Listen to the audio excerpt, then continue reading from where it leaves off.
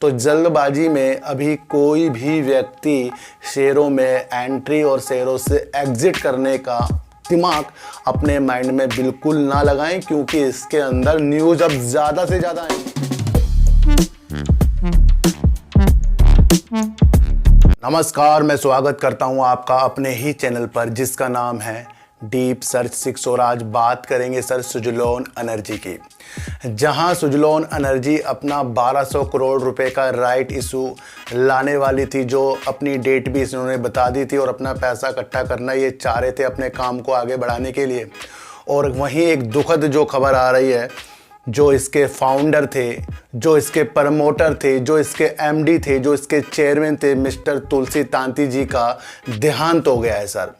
वो अहमदाबाद से पुणे जा रहे थे और रास्ते में ही उन्हें दिल का दौरा पड़ा और उनका देहांत हो गया है। बड़ा ही ये दुख का एक समाचार है, जो उनके घर वालों के लिए और शेयर धारकों के लिए भी बड़े ही ये एक दुख की एक खबर हो गई है, क्योंकि सुज़लोन एनर्जी का जो शेयर है ना सर, सबकी नज़रों में इतनी तेज़ी के साथ ही ऊपर बढ़ा है कि जिस तरह से सबने इसके अंदर अपनी होल्डिंग को ज़्यादा भी बढ़ा रखा है। मैं आपको बता दूं सर, आपको ये जानना चाहिए कि तुलसी तांती जी ने सबसे पहले कपड़े का व्यापार किया था, यानी टेक्सटाइल्स का व्यापार इन्होंने किया था, लेकिन उसको भी इन्होंने बेच दिया था सर।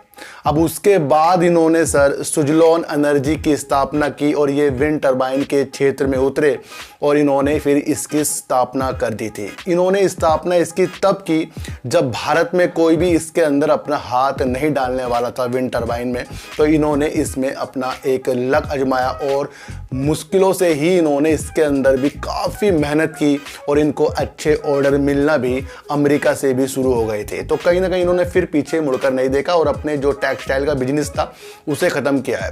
अब धीरे धीरे ये शेयर आपको पेनी स्टॉक बनता हुआ भी नज़र आया है सालों पहले, लेकिन आपको इसके अंदर रहा इसलिए नज़र अच्छी लग रही थी क्योंकि सर वर्ल्ड और इंडिया टरबाइन के क्षेत्र में, विंड टरबाइन के क्षेत्र में अपनी दिलचस्पी ज़्यादा दिखा रहा है और ग्रीन ऊर्जा की तरफ भारत और वर्ल्ड उतरता हो जा रहा है, जिसमें इस शेयर ने काफ़ी उम्मीदें हम जैसों को लगा रखी थी और राइट इशू भी इनका आने वाला था। तो बीच में ये खबर आने से इसके शेयरों में थोड़ा बहुत तो फ़र्क पड़ना लाजमी हो जाता है। अब इनके बाद इस कंपनी को कौन संभालेगा, तो ये भी एक सवाल हो जाता है कि क्या ये राइट इशू कंटिन्यू रहेगा या इसके अंदर थोड़ा सा विलंब भी हो सकता है। जिस तरीके से ये सबसे मेन इंसान जो इससे जुड़े थे, कंपनी के फाउंडर थे, तो ये एक सोचने का विषय बन जा रहा है। अब जो भी इसकी रणनीति आगे की बनेगी वो आपको कल से न्यूज़ के द्वारा ही देखने को मिल जाएगी कि अब इस कंपनी के कौन नए अध्यक्ष होंगे जो इस कंपनी को आगे की भागदौड़ संभालेंगे। क्या पता इसके अंदर अब सरकार भी अपना कुछ इंटरेस्ट ले या कोई और प्लेयर इसके अंदर उतरे। जिस तरीके से ये बीच रास्ते में ही इस अपनी महत्वाकांक्षी योजना जो विंड टरबाइन को जिस तरीके से इन्होंने आने वाले दिनों में बहुत ज़्यादा आका था और ये फंड जुटाने की भरपूर कोशिश लगा रहे थे और ये विंड के क्षेत्र में ज़्यादा से ज़्यादा देश को मजबूत करना चाह रहे थे। बीते दिनों इन्होंने अडानी जी के लिए भी काम किया हुआ है, यानी अडानी जी ने भी सुज़लोन एनर्जी से कुछ काम करवाया हुआ है, ऑर्डर मिला हुआ है। तो ये सारी संभावना इसके अंदर अब आगे नए सिरे से बनेगी, क्योंकि मेन व्यक्ति ही इस कंपनी से जो चले गए, ये बहुत ही दुख का विषय बनता जा रहा है।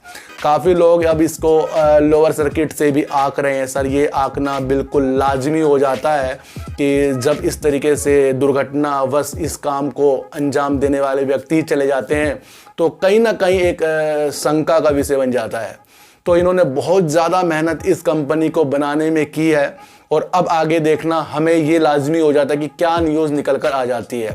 वैसे ये साल सर बड़े बड़े दिग्गजों को अपने साथ लेकर चला गया। राकेश झुनझुनवाला जी को और पूर्व चेयरमैन थे जो टाटा सन्स के, उनको भी वो अपने साथ ये साल लेकर गया है।